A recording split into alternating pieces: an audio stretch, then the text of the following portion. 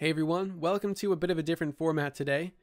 I'll be doing sort of a live commentary, something I haven't done on the channel in a very long time, and we're just going to be playing Gofannon Forge, grinding out for some of that sweet loot, maybe that ship, hopefully. And if you guys like this series, and it does well, you'll see more of it. If you don't, and it does terrible, well, you'll never see it again. Sound good?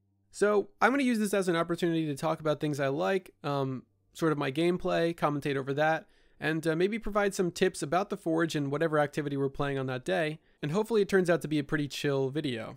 So I am matchmaking with random people, which means I'm going to have to check out their inventory and see what light level they are. 623, EP Shoddy, Whisper, Tiger Spite. I probably should have looked at a subclass too. Probably Attunement of Grace, okay, so we got Well.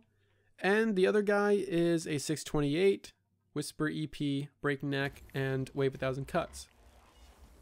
So these guys are a decently high level, which means this should go pretty smooth, but you also never know because it is kind of up to player skill too.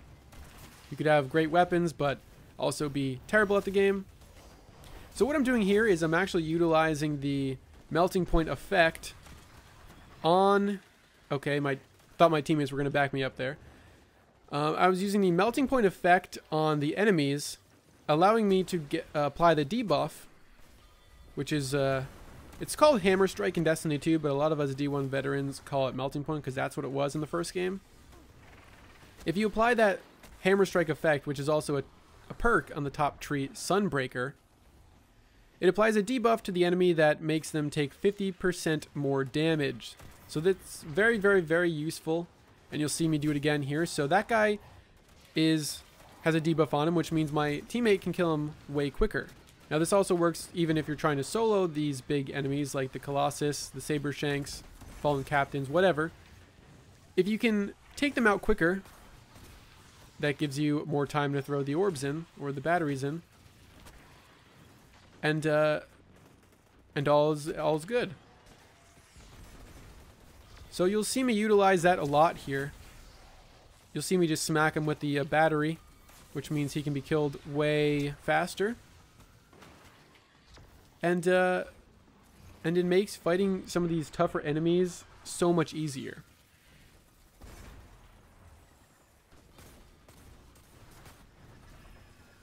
Now the battery has the same property as the solar orb in the Arms Dealer Strike. If you smack an enemy with the solar orb there, it applies the same Hammer Strike effect. You'll see me do it again here. Come on, teammate, help me out. You can kill him. We didn't even need to kill him. We already finished. So see, killing the blue guys is paramount in this activity. You always kind of want to dedicate one person in your team to just killing the blue guys. And it doesn't really have to be that way, but, you know, it's always good to have someone on the lookout for the next phased enemy spawn. Because orbs are always going to be there on the ground. They stay there for a very long time. You have more than enough time to throw in orbs, and you have more than enough orbs because there's always phased enemies spawning. So you shouldn't really be worried too much about the actual orbs or the batteries, but instead you should be focused on killing the blue guys because that's going to be the thing to give you more time. You can get anywhere from like 3 to 8 seconds depending on the rank or the size of the enemy you kill. And always try to revive teammates if you can, especially if you're just matchmaking with randoms, because if you revive somebody else, they're more likely to revive you.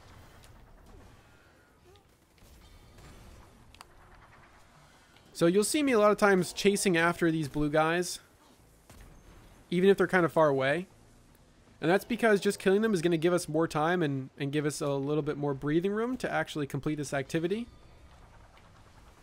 And that's mainly what you want to strive for when playing the Forges. You want to seek out these blue guys and take them out and just give your team as much time as they need to throw the orbs into the Forge. Now see, I should have focused on this blue guy first before throwing that orb in, because I knew there was a shank there. Instead, I just decided to throw it in. Sometimes I can't help myself. Don't know how this guy was still being tethered by that servitor. That was crazy. So now there's a guy down there, and I don't have any ammo. So okay, I completely messed up that grenade. So I'm going to need some assistance from my teammate. You always want to try and double and triple team these shanks. I was in a really bad position there, and I should have backed away, but instead I tried to go on the offensive. Was a bad mistake by me. But I'm going to use this orb to my advantage. Try and seek out any tough guys that might need to be killed. I'll smack this guy just in case someone wants to finish him off. I don't see any other shanks, so I'm going to actually toss this in right now. And of course, one spawns almost immediately. But we finished the round, so all is good. Now, what you want to do in the third round is get everyone to one position. You don't want people spread out, because that means the servitor is going to start freaking out and looking at all different directions, and nobody's going to be able to shoot him. So hopefully that guy learns, yep, he comes over here, so we're all in one spot. This means we can do damage from one place, and he has a well, which is fantastic. Only issue with that is the servitor is going to teleport us and kind of make that useless in a few seconds. But what I can do is I can sit here with my banner shield, and I actually get some opportunity to give them increased damage. Now luckily these guys are using Whisper, so it makes it very easy for me, because they can just sit behind my shield and don't have to move around too much or get close. And now I got to seek out this guy, try and snipe him before he teleports me. Wait for my whispered breathing to proc. And again, I'm using a very common generic loadout. I don't know, that guy just walked in front of me. That Fallen had a death sentence. Using a very generic loadout, so it's not going to be like any too crazy gameplay. But the reason I'm using it is because when I'm matchmaking with randoms, I don't exactly know whether or not I'm going to have to carry or put in more effort because I'm a higher level and do more damage.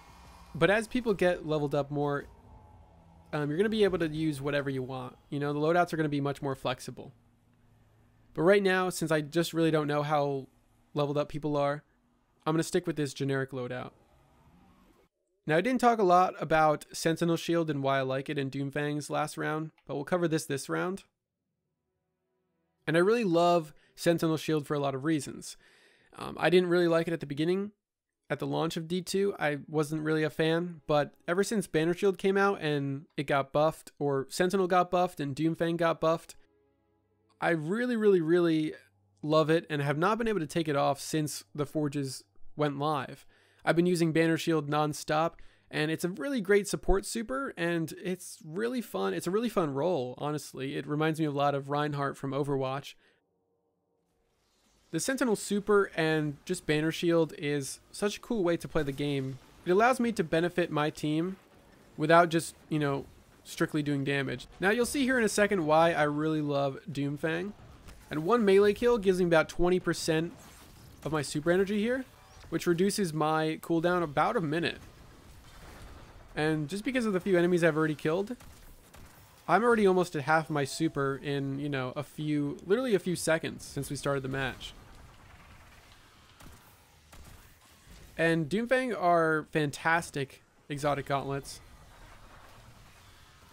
And I really love them. I'm not sure how Ursa Furiosa is going to match against them. I heard they're really good, but I haven't actually got them to drop, so I haven't been able to test them yet myself.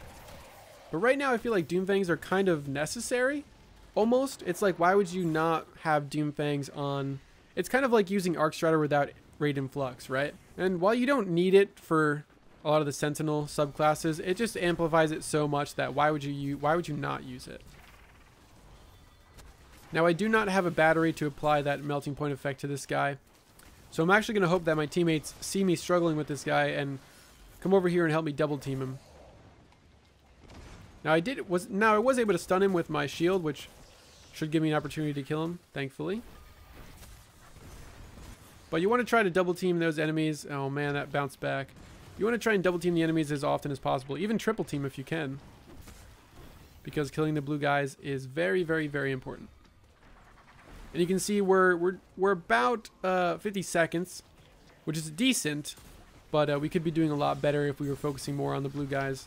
You can see this guy's just hiding back here. I'm going to go give him a couple smacks. The more blue guys you kill, the more time you're going to get, and we're already at a minute, which is good. We've recovered a little bit. Now I'm going to try and seek out any more blue guys. Okay, the round's over. That went pretty smooth.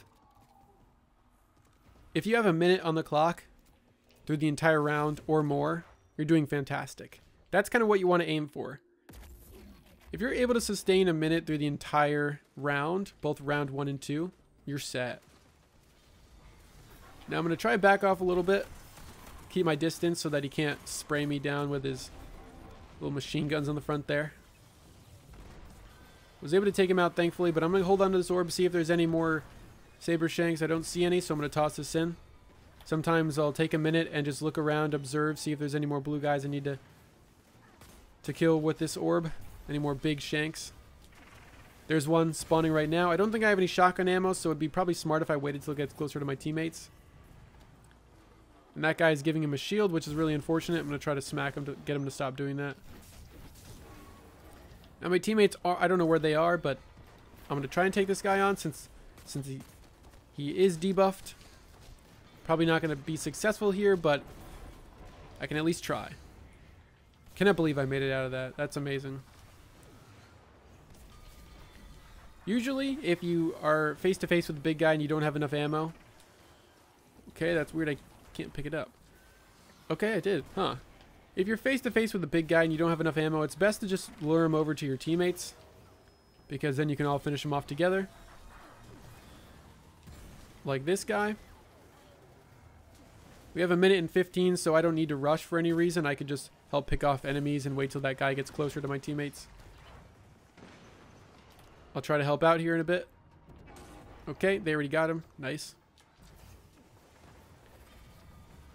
Now, it's good to stick together, although you don't need to if you're high enough level.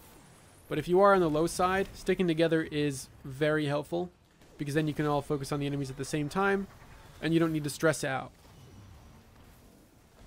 when people start dying over and over, and no one can get to them because they're so far away. So it seems like we've got set up in another good spot. Everyone's together. Means I can pop my banner shield and allow them some increased damage.